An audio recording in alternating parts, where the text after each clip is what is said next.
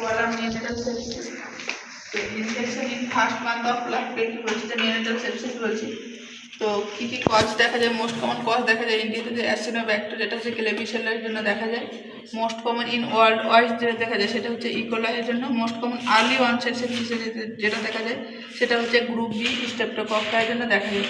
তো এখানে অনসেট এবং আর্লি অনসেট অনসেটটা দেখেছি। তো ফার্স্ট যেটা হচ্ছে যে less than 72 hours of life, মানে হচ্ছে 3 দিনের আগে যখন ইনফেকশন হচ্ছে তাকে কি বলছি আমরা আর্লি অনসেট। লেট অনসেট যখন হচ্ছে আফটার হচ্ছে 72 আওয়ার্স বা 3 ডেজ পরে যখন হচ্ছে তাকে কী বলে লেট অনসেট বলছি।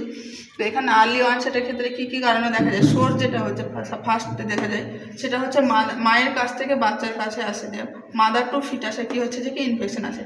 তো রিস্ক ফ্যাক্টর কী হতে পারে এখানে, যে মোর দ্যান 3 টাইমস কী হচ্ছে আনহাইজিন ভ্যাজিনাল এক্সামিনেশন, যে হেলথ কেয়ার প্রোভাইডার তারা হচ্ছে যখন ডেলিভারি টাইমে যখন হচ্ছে যে ভ্যাজিনাল এক্সামিনেশন করে দেখে আফটার ডেলিভারি, তখন কী হচ্ছে যে মোর দ্যান 3 টাইম কী হচ্ছে পেশেন্টের ক্ষেত্রে হচ্ছে যে কি আনহাইজিন মেনটেন করে কী করছে যে এক্সামিনেশন করছে। এর ফলে পেশেন্টের ক্ষেত্রে যেটা দেখা যায় নিউমোনিয়া দেখা যায়, রেসপিরেটরি ডিস্ট্রেস সিনড্রোম দেখা যায়। এটা হচ্ছে কাদের ক্ষেত্রে বললাম আর্লি অনসেটের ক্ষেত্রে। লেট অনসেটের ক্ষেত্রে কী বললাম যে মোর দ্যান 72 আওয়ার্স অফ লাইফের পরে কী দেখা যায় এখানে দেখা যায় মোস্ট কমনলি যেটা হসপিটাল অ্যাকুরেট ইনফেকশন বা নজরকমি ইনফেকশনের জন্য দেখা যায়।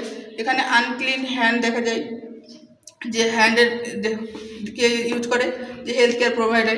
মোস্ট কমন হচ্ছে প্রিভেন্টেবল কজ, মানে এটা হচ্ছে যে আমরা কী করতে পারি মডিফাই করতে পারি, যে ক্লিন আমরা হাইজিন স্টেরিলিটি মেনটেন করে যদি আমরা করি তাহলে পেশেন্টের ক্ষেত্রে হবে না। বা ইমপ্রপার বেসিক ফিডিং, মা যদি ঠিকমতো করে বেস্ট মিল্ক না দেয় তাহলে। বা মোস্ট কমন যেটা দেখা যায় যে কমপ্লিকেশন মেনিনজাইটিস বা সেপসিস পেশেন্টের ক্ষেত্রে দেখা যায়। ক্লিনিক্যাল ম্যানিফেস্টেশন কী দেখা যায়, যে আর্লি এজে দেখা যায় ফার্স্ট দেখা যায় যেটা পোর ফিডিং, বাচ্চা ঠিকমতো খাবে না, তারপরে দেখা যায় হাইপোথার্মিয়া হয় পেশেন্টের ক্ষেত্রে। ডায়াগনোসিস টেস্টের ক্ষেত্রে এখানে গোল্ড স্ট্যান্ডার্ড টেস্টের ক্ষেত্রে ব্লাড কালচার করে দেখতে হবে, চেস্ট এক্সরে এবং লাম্বার পাম্পে। ট্রিটমেন্টের ক্ষেত্রে অ্যান্টিবায়োটিকের ডিউরেশন থাকে অ্যান্টিবায়োটিক। কালচার নেগেটিভ থাকলে 5 to 7 ডেজ, কালচার পজিটিভ আর মেনিনজাইটিস যদি নেগেটিভ থাকে তাহলে 14 ডেজ।